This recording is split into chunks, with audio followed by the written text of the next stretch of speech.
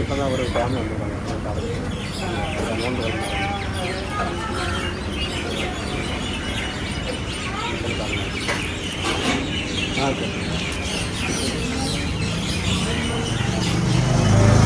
ഏകദേശം ഇവിടെ ഉണ്ടായിരുന്നു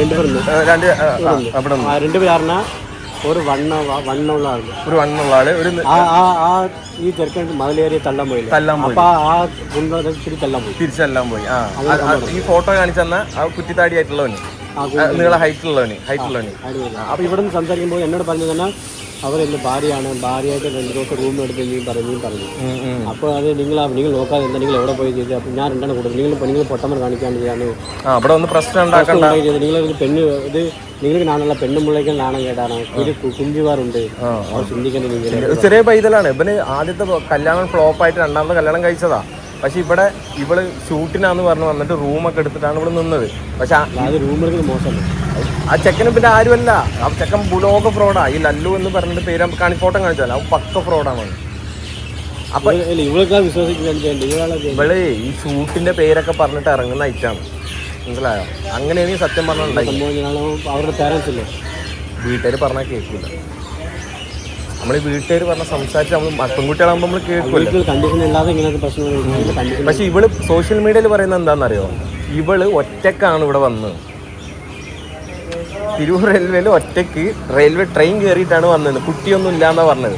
പക്ഷെ കുട്ടീൻ്റെ വീഡിയോ നമുക്ക് കിട്ടി. കുട്ടീനായിട്ടാണ് വന്നെന്നുള്ള തെളിയിക്കുന്ന വീഡിയോ കിട്ടി. ഇവിടെ പറയും ഞാൻ കാമുകനായിട്ടല്ല വന്ന്, ഞാൻ ഒറ്റക്കാണ്. പിന്നെ എറണാകുളത്ത് നിന്ന് ഒറ്റയ്ക്ക് ഇവിടെ വരില്ലല്ലോ.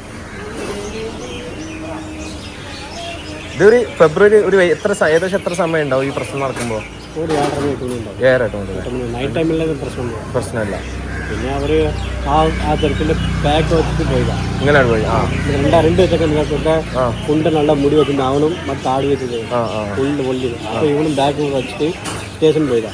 സ്റ്റേഷനിൽ പോണ പിന്നെ ആ പൊക്ക കുറഞ്ഞ ആൾക്ക് കുഞ്ഞു വെച്ചിട്ടുണ്ട്. അവനോട് പോലീസുകാരുടെ അങ്ങോട്ട് കൂട്ടിയിട്ട് പോലീസുകാർ കൊണ്ടുപോയില്ല. ആ ചെറുക്കൻ ഇങ്ങനെ കിട്ടും. അപ്പുറം അവനക്ക് അവൻ പറഞ്ഞത് എന്താ പൊട്ടന്മാർ പോലീസുകാരനെ ചെയ്യാണ്, ശരിക്കും ഹസ്ബൻഡ് ഞാനാണ്, അവർ വിട്ടത് എന്താ ചെയ്താന്ന്. അപ്പോൾ പറഞ്ഞു യാരുടെ ഫസ്റ്റ് ഹസ്ബൻഡ് അത് പറയടാ മുതലാളി. ഞാൻ പറഞ്ഞു ഇവർ പറഞ്ഞ അവർ ഹസ്ബൻഡ് ഇവർ ശരിക്കും ഇവർ ഹസ്ബൻഡ് നമുക്ക് അറിയാമല്ലോ. അല്ലെങ്കിൽ 2 ഹസ്ബൻഡാന്ന് പറയുന്നത്. വെള്ള 2 ഹസ്ബൻഡാന്ന് പറയുന്നത്. തടിയിലുള്ള ഹസ്ബൻഡ് എന്ന് പറയുന്നത്. അപ്പൊ 2 അങ്ങോട്ടും ഇങ്ങോട്ട് ഹസ്ബൻഡാന്ന് പറയുന്നത്.